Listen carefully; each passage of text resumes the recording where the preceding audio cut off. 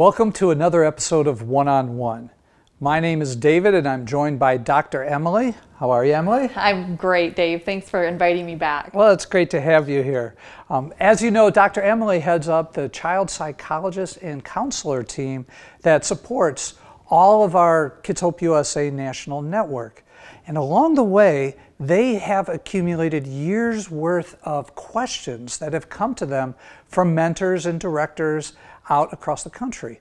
What we've done is we've selected a few of the most popular questions, and that's what we're going to address. So Emilie, let's dive right in.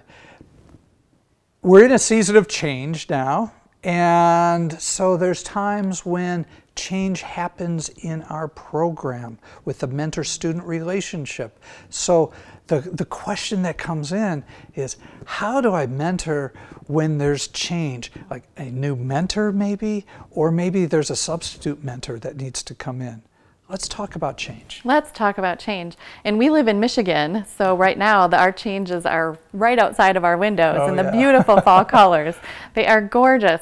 And that's one thing that might be helpful to begin with, knowing that change is normal and change is to be expected. So it's helpful to talk with students about changes that they see in the world around them. Notice the changing of seasons, for instance, when we go from fall to winter, to spring, to summer. Seasons change, and that's a normal part of growth.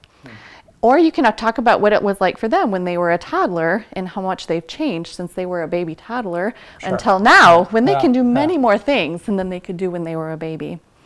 And talking about some of those things and sharing their stories can be a helpful recognition that change really is a normal part of life.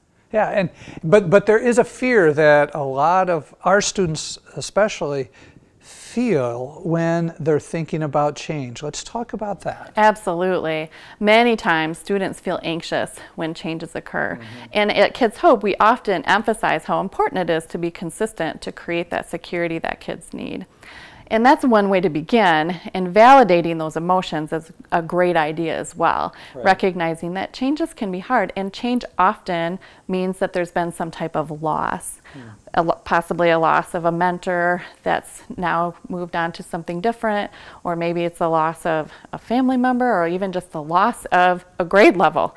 In either case, it's important to acknowledge that those can bring on big feelings, and it's helpful to be able to take care of the feelings that the child experiences. Oh yeah, and to be able to talk about that is very valuable for children, especially considering that a lot of times our kids might fear that as a result of change, I'm going to have to deal with it or be left alone. Right. And we couldn't be further from the truth with our program the way it is. Exactly. Mentoring is a great opportunity to combat loneliness and give that child exactly what he needs during a time of change to feel supported and encouraged in the midst of that change. And that creates the resiliency that we're hoping that our students experience by establishing some of those healthy coping skills early on. Yeah, and establishing that resiliency is a skill that will stay with them for a lifetime, because guess what? Whatever change they're facing right now is not going to be the last change they have in life.